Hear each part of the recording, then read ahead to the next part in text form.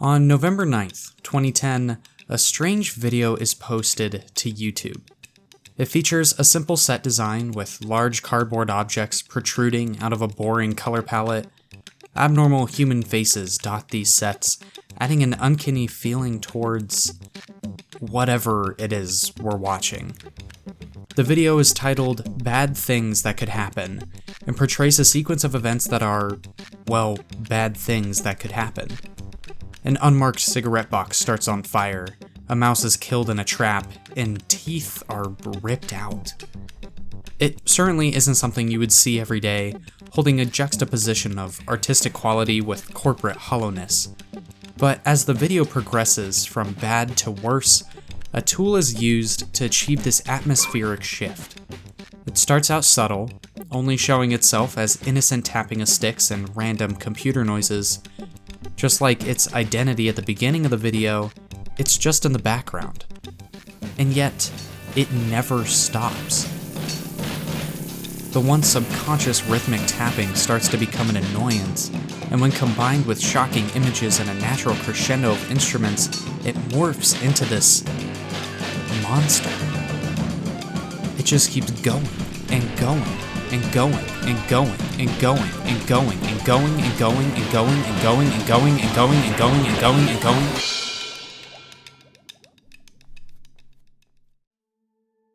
There are few internet phenomena quite like that of the satirical children's show Don't Hug Me, I'm Scared.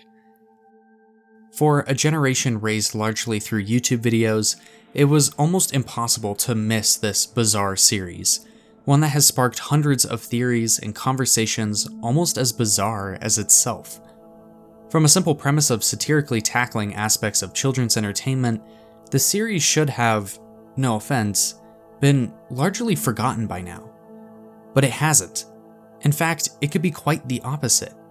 It has a full running show in the UK and a massive following. What is even more perplexing is how these silly videos have burrowed their way into my brain.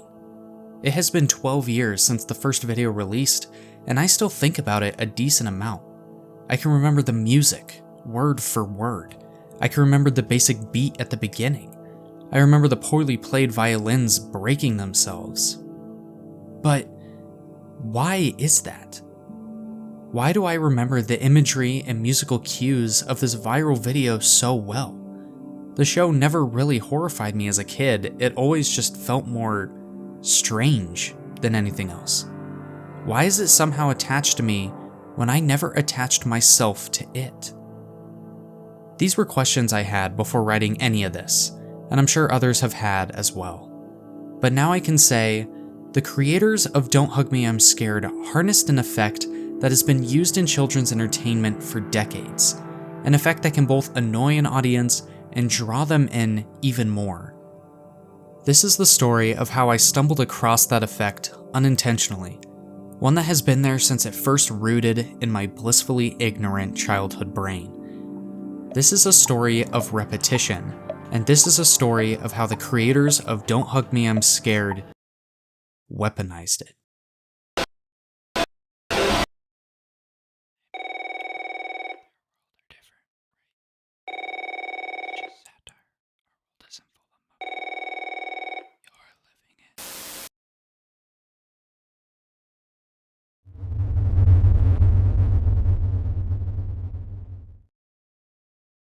In children's entertainment, there often is a popular belief that kids are just too dumb to understand complicated issues, and they will watch just about anything.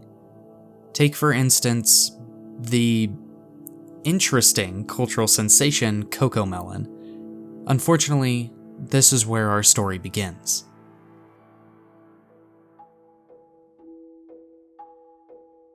If there is one show that proves children will just watch colorful images move in front of them, it is this.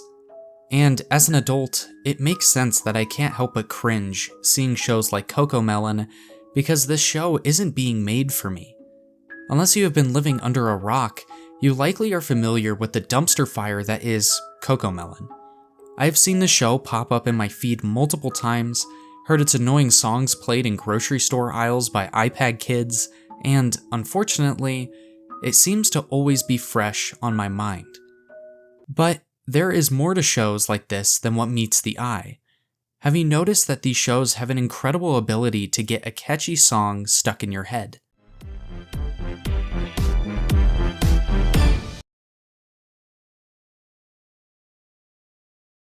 Baby shark do do do do do, baby shark do do do do do, baby shark do do do do do, baby shark. Mommy shark do do do do do, mommy shark do do do do do, mommy shark do do do do. Sorry about that. To pour salt in the wound, and you're definitely gonna hate me for this, listen to this other song.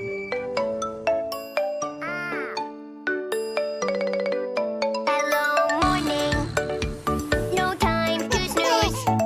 Open your eyes, put on your shoes. I just can't do it. I can't take this shit no more, man. There is a major lack of depth with the music in this. It feels so corporatized and emotionless. It perfectly matches the lackluster animation going on in the background. But what is really the catalyst for creating annoying children's music isn't so much the instrumentation or the imagery or even the catchy melody, it's the repetitiveness. Typically, these songs are built off of a nursery rhyme, a style of music that is going to have a simple structure and repetitive melody. And it is through this repetition that you are now going to have this song likely stuck in your head for a while. Repetition is the key to children's entertainment. Every episode, every thumbnail, every story, every song, they all look and feel the same. If you can remember a song, you certainly can remember a show. And that is all that it takes.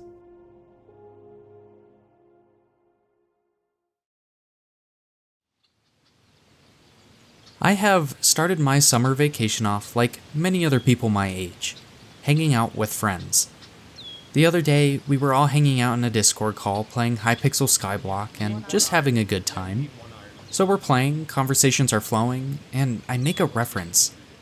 Let us all agree to never get creative again. I know, it's a terrible British accent, but bear with me. I don't think any of my friends understood or even noticed the reference. Hell, I didn't even notice it at first.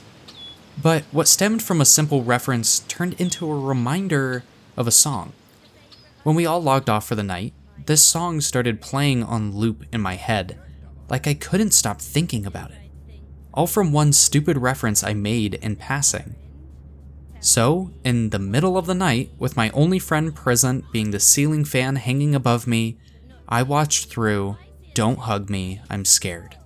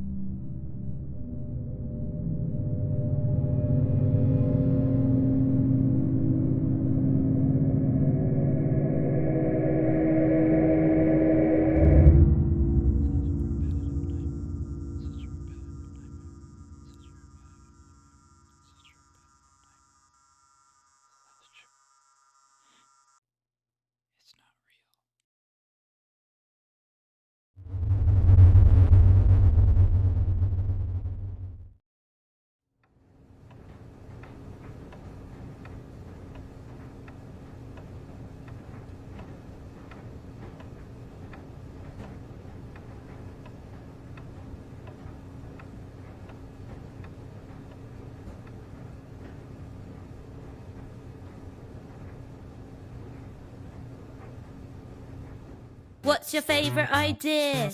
Mine is being creative. If you can remember a song, you certainly can remember a show. What makes Don't Hug Me, I'm Scared so incredible is how it satirically jabs at modern children's entertainment consistently. In the first episode, our characters are subjected to a musical narrative they never consented to being in. The basic melody in the background sounds just like something you would hear in a kid's show, mundane and lacking depth. and it just keeps going, further progressing this weird story that just started out of nowhere. The characters express confusion and discomfort, further juxtaposing the Notebook's ignorant smile and singing. It's like the show is trying too hard to be a children's show and is working against every individual involved to become a reality. Whoa there, friend, you might need to slow down.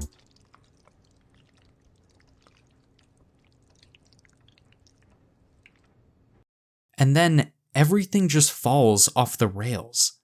Get creative. Where this really starts is where we are told to get creative, and the main character just starts throwing things onto a table. First glitter, and then letters, and then what is that, a heart? Flesh? You're familiar with this if you've seen the episode before. The shocking imagery is likely what got you hooked on these episodes in the first place.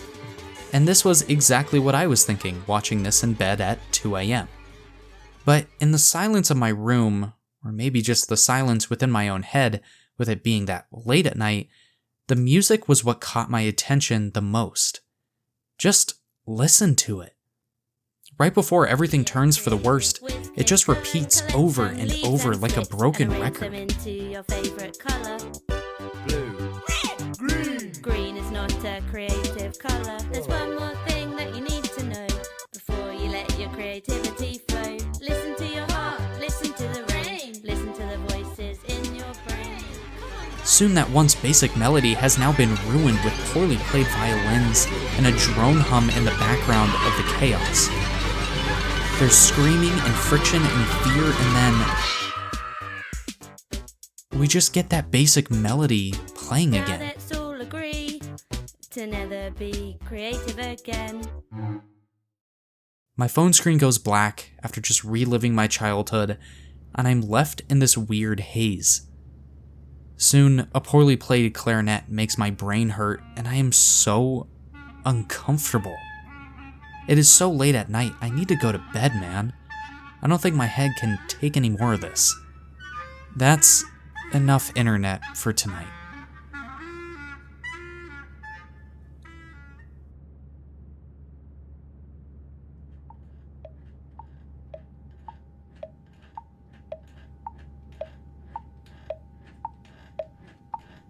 I don't think there is anything more repetitive than a clock. Just two tones, clicking over and over, symbolizing seconds disappearing into nothing. What is even worse is when you put it into music. Come on guys, stop mucking around.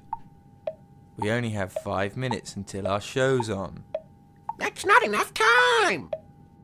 There's always time for a song. What? Who is that?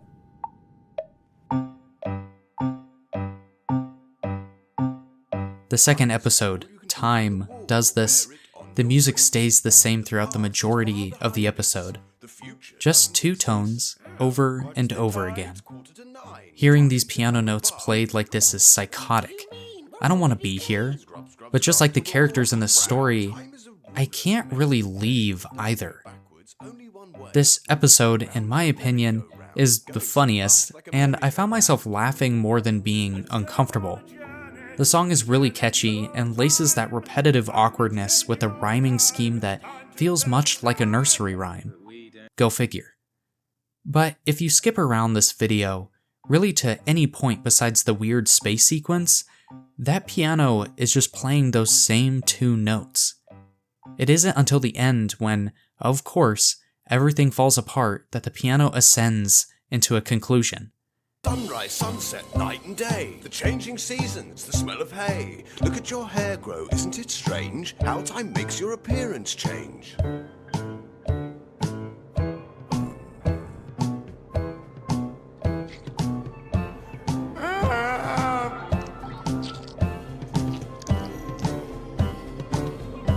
Make it stop. It's out of my hands, I'm only a clock. Don't worry, I'm sure you'll be fine. But eventually everyone runs out of time.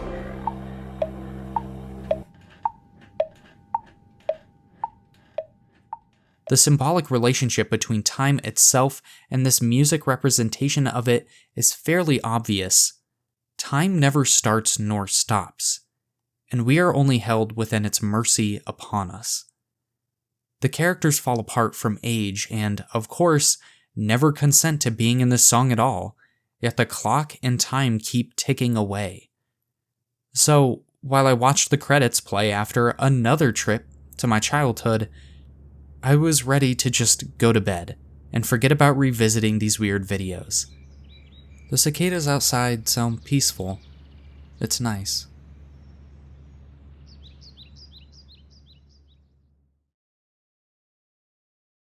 Huh? I feel tingly. Yes, that's love, my friend. And it's time for you to learn all about it.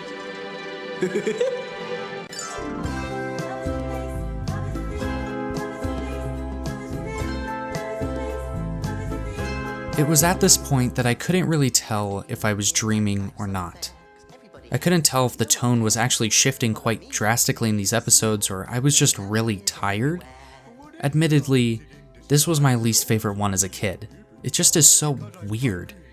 It isn't as scary as the previous two, it just is a weird cult thing going on. The color palette of everything feels like brain rot, moving away from a grounded house aesthetic and into a complete fantasy. The music emphasizes this point with the use of strings and a moving bass line. It works perfectly with the imagery, of course, to create an uncanny feeling that I don't really want to be in. Everything in this episode, though, feels like there is even more friction between what the show wants and what our characters, including us as an audience, want. Just let them eat their chicken in the...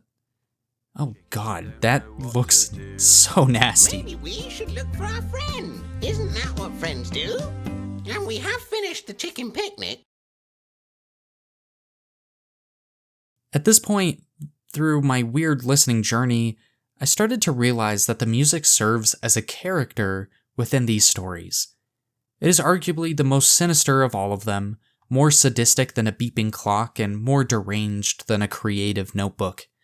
Each piece of music is degraded by this repetitive hallucination, one that pushes our characters through a tormenting plot. Now what? You know what? I'm done. I don't want to keep talking about this anymore. It's just the same thing over and over. They get the point. No, I don't want to. No, absolutely not. They get the point. I don't need to make more video up. Economic firestorm is just beginning. There is also something happening in the background right now.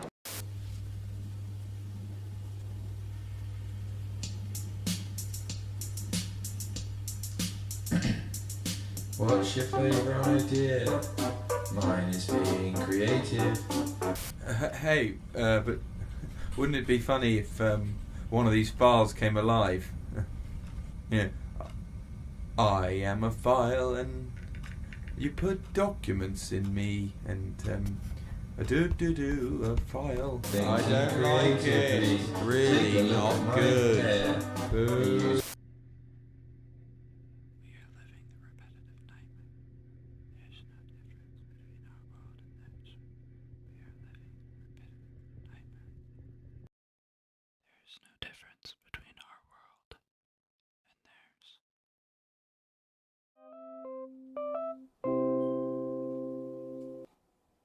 Oh, I guess it's my turn to choose a card.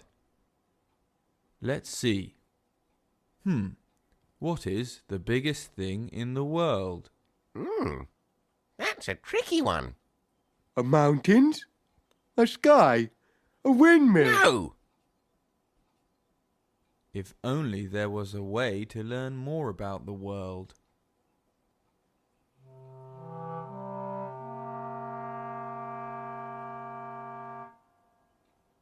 Yes, if only there was some way to learn more information about this.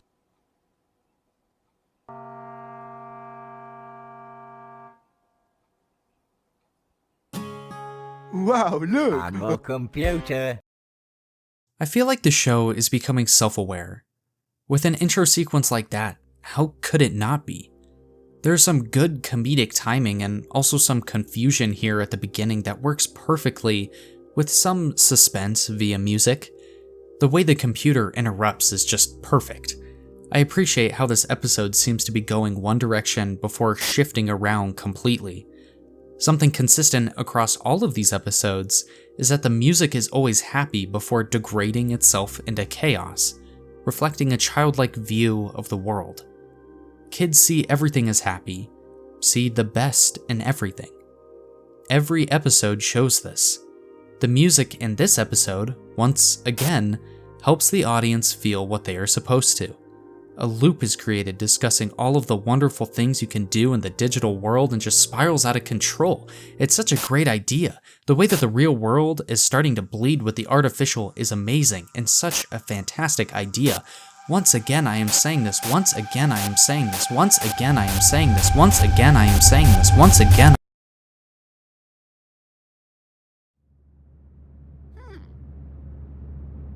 Something's missing.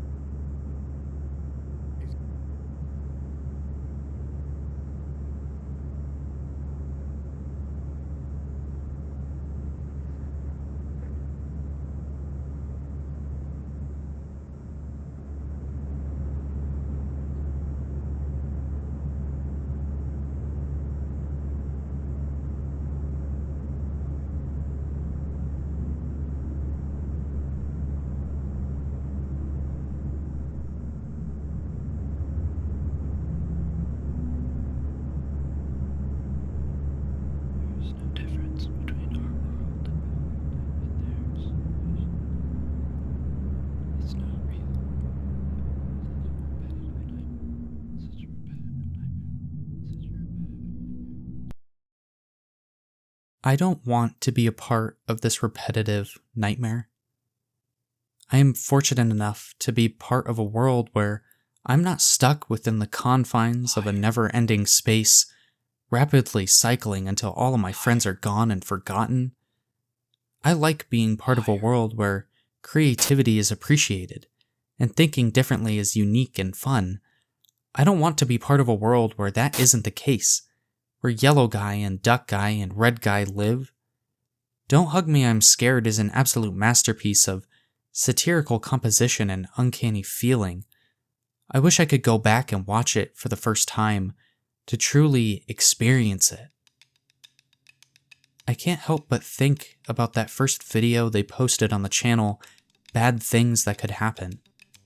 It was such a repetitive nightmare to watch, one that of course made me uncomfortable but was so enticing with its title.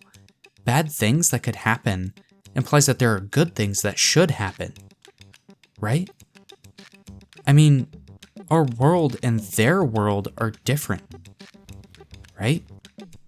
I mean, it's just satire. Our world isn't full of Muppet men and horrifying realities we can't really comprehend that don't really follow rules and don't really...